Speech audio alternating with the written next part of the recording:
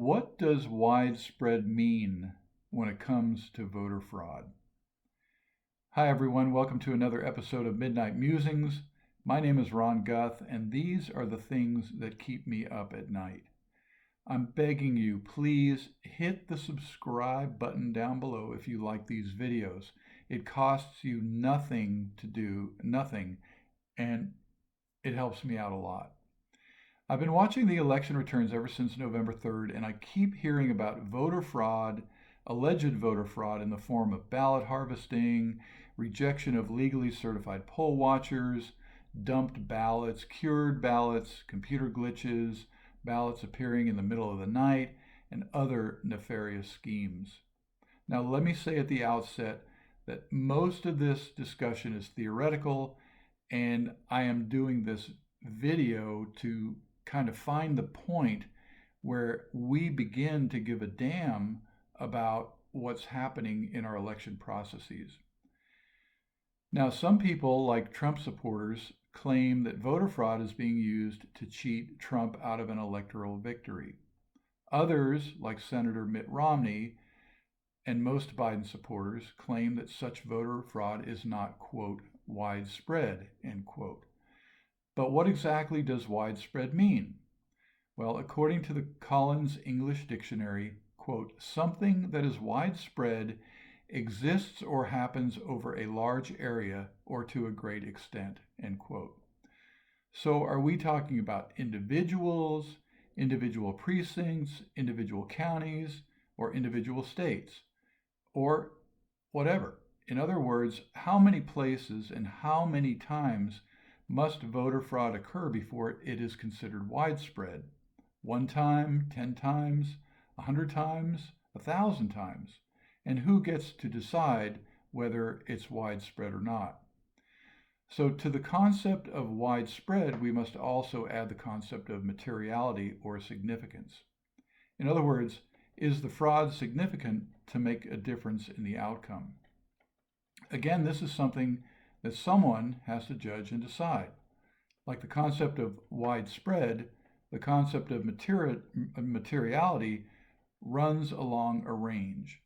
For instance, if every vote matters, then any vote that is legitimate should be counted, and any that is illegitimate should be discarded. If 1,000 illegitimate votes are counted, and it swings an election away from the legitimate winner, well, that's material. In fact, any amount of illegitimate votes that swing an election should be considered material or significant. Now, here's an example of where materiality comes into play. In the November 3rd election for the Oakland County Board of Commissioners in Michigan, Democrat Melanie Hartman was declared the winner by 104 votes. That's just 104 votes.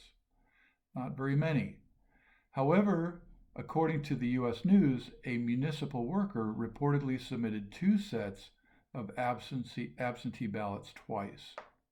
Now, once the duplicate votes were removed, the opponent, Republican Adam Kochendorfer, won the election by 1,127 votes. Big swing. Went from being a loser to being a winner. It's unclear how the discrepancy was discovered. Was it a legitimate error, or was it a deliberate manipulation of the vote totals? No one knows to this point. But either way, the so-called, quote, computer glitch, end quote, had a very material effect on the outcome.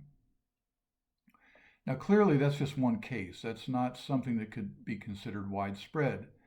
But an earlier, quote, glitch, end quote, in Antrim County, Michigan, also incorrectly awarded thousands of votes to Joe Biden that should have gone to Trump. And Trump went from losing the county to winning it. Now, do 2 glitches qualify as widespread? How about if the same software that was used in Antrim County was also used in 47 other Michigan counties, as reported by the head of the Michigan GOP, Laura Cox? And it was also used in 28 other states, as reported by justthenews.com. If it is indeed a glitch in the computer program, it kind of brings the results in the other 47 counties into question, doesn't it? Because a glitch or bug in a computer program is something that is embedded in the code. And if it leads to an incorrect count in one place, it will lead to an incorrect count in all. Now, as a general principle, fraud doesn't have to be widespread to be material, as we've just shown. And even widespread immaterial frauds can become material. In other words, a bunch of tiny little frauds can become very significant. Now, a single error might be forgivable, but a pattern of multiple errors begins to look suspicious and should be investigated. The results should be corrected, and any bad actors should be brought to justice. Okay, that's enough for tonight. I'm tired and I'm going to bed. Good night.